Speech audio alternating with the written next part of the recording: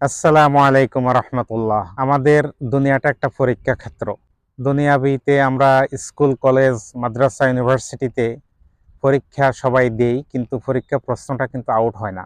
কিন্তু আমরা on the স্পটে পরীক্ষার হলে গিয়ে আমরা পরীক্ষার প্রশ্নপত্র আমরা দেখতে পাই। কিন্তু আল্লাহ তাআলা আমাদেরকে কবরে ৩টি প্রশ্ন করবেন। সেই ৩টি প্রশ্নের ভিতরে আমরা কিন্তু এই প্রশ্নগুলো আল্লাহর তরফ থেকে আগেই পেয়ে গেছি।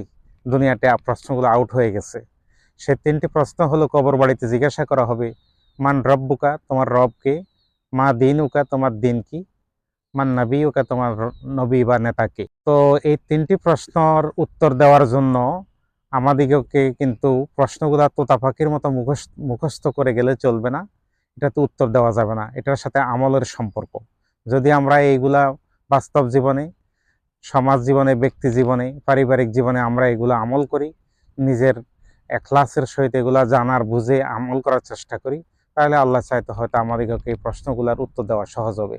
আল্লাহ তাআলা আমাদিগকে কবর বাড়িতে এই প্রশ্নগুলা সহি সালামত উত্তর দেওয়ার মতো মন মানসিকতা গ্রো করে নিজেকে তৈরি করার মতো, সেইভাবে প্রস্তুত করার মতো আল্লাহ আমাদিগকে তৌফিক দান করুক। ওমা তৌফিক ইল্লা বিল্লাহ। আসসালামু আলাইকুম রহমতুল্লাহ।